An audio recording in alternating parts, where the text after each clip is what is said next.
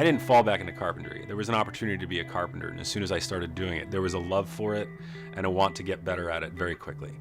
And I think as soon as I hit that, I started to become successful in my life, because the careers that I had chosen weren't real careers. I was following my youthful endeavors. And so, yeah, I'm very proud of what I do, what we do, and I think it's important to note that what we do is trained and practiced and professional.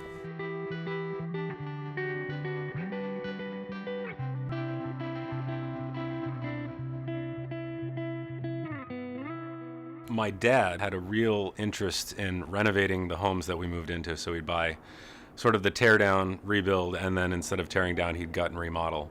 And I remember as a 4 or 5 year old sitting on top of a roof with nothing tying me off and a plastic hammer helping him roof the house. I wasn't thinking about career. I just remember, and in reference to that, when I was 10 to 12 years old, we built a log cabin, a log home out in the middle of the woods outside of Meredith, New Hampshire. And that summer, he and I camped in the woods with a fire every night for the entire summer and worked 12-hour days building. And, he handed me tools and said, "This is how you don't hurt yourself," and sort of set me loose to cut things and measure and make things. I worked with a circular saw and a planer, and I was only 10 years old. I think during that summer, I started to have a concept of the importance of being able to work with your hands in that manner, the importance of being able to make something yourself.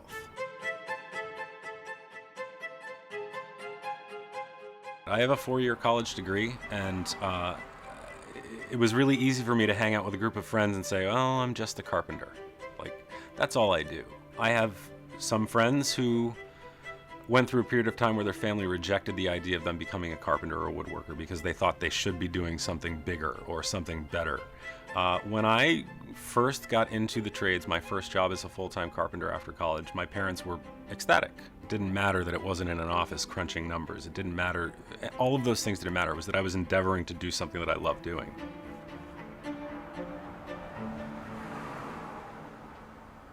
For the last few years, I've had the opportunity to teach what I do in a pretty decent capacity. And during that period of time, I learned a lot more about myself as a carpenter and the things that I hold dear to me in terms of excellence and method and process. As I taught other people those things, it really honed my set of expectations for myself. And this past summer, I had the opportunity to move on to this new endeavor, and I sought out a company that had the same ideals that I had. It's a real high-end, client-driven design and build firm. I am a lead carpenter / supervisor with them, and the work we do is specialized and almost always custom, and I'm just in the thick of it, working at building beautiful things and making things better.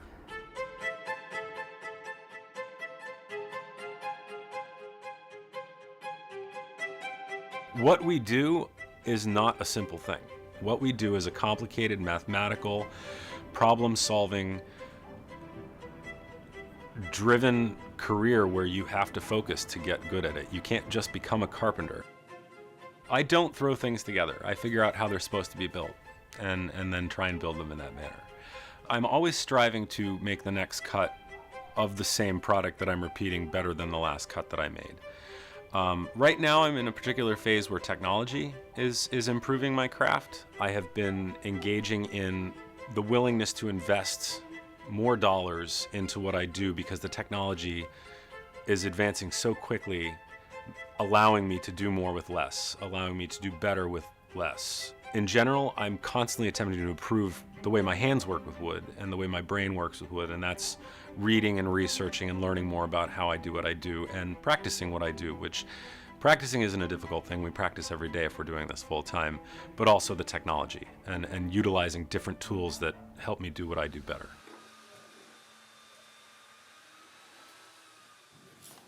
I've also had a real affinity over the years and decades for finding the correct method, the best practice method to anything, whether it be how you're cutting your wood or how you're coping your trim or the setup that you're going to put together so that you're efficient in terms of cutting your parts to whatever piece of material you're making. I think that there's always a best practice, and as you get better at it, your speed, your efficiency, and your outcomes will increase and be better.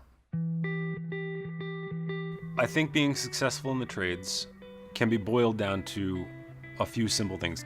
I would say a trusted site guy, and years later, I still want to call this particular guy because he was always there. He'd always, when I needed something and really needed it, he could find a way to get it for me. So I think building those relationships with your suppliers and manufacturers is important. And I think any good contractor is going to have a closed set of names and numbers of the people that they trust to get what they need. And it's valuable to have that. I think if you don't have that relationship, you can struggle to find the right pricing and to put your budgets together and to have your materials on site on time, which can be backbreaking. I build because it's very deeply a part of who I am. My father built, my father made, my father fixed, and from a very early age, he invited me to do it with him.